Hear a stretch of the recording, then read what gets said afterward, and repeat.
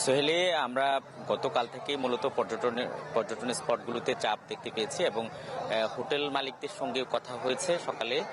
তারা যেটি বলছেন, বিজয় দিবস উপলক্ষে প্রতি বছর এই সময়টা যেহেতু ডিসেম্বর মাসের সমস্ত শিক্ষা প্রতিষ্ঠান বন্ধ থাকে এবং পরীক্ষা শেষ হয়, স্বাভাবিকভাবে চাপ বাড়ে। কিন্তু আজকে আমরা যেটি দেখছি যে অন্যান্য সময়ের তুলনায় ঠিক অন্যান্য বছর যেভাবে চাপ বাড়ে সেরকম চাপ না বাড়লেও অন্তত লক্ষাধিক পর্যটক এই মুহূর্তে সমুদ্র সৈকতে অবস্থান করছে। তারা তাদের যেই রঙিন মুহূর্তগুলো এখানে ফ্রেমবন্দি করার জন্য তারা সময়গুলো অতিবাহিত করছেন।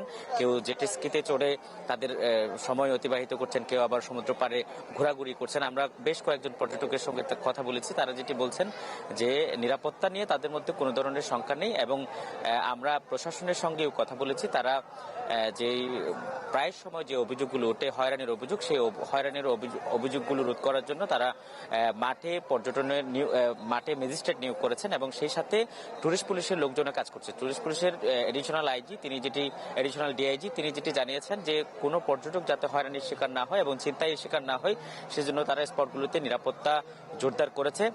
তবে ব্যবসায়ীরা যেটি বলছেন, অন্যান্য বছরের তুলনায় এবছরের যে পর্যটন মৌসুম সেটা কিছুটা তারা অনেকটাই কম পর্যটক এসেছে বলে তারা দাবি করছেন এবং এই অবস্থা চলতে থাকলে তাদের গত বছর যে ব্যবসাটি হয়েছিল সেটি এবছর খুব একটা হবে না, কারণ গত কয়েকদিনের যে চিত্র তাতে এটি প্রমাণ করে। সোহেলি।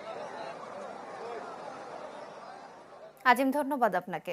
দর্শক, বিজয় দিবসে পর্যটন নগরের খবর জানাচ্ছিলেন সহকর্মী আজিম নিহাদ। তো নতুন এবং ফিরে আসা গ্রাহকদের জন্য নগদে চলছে ক্যাশব্যাক সহ প্রতিদিন হাজারো উপহার জেতার সুযোগ। হবে আশা আর ফেরা, সারপ্রাইজ সেরা।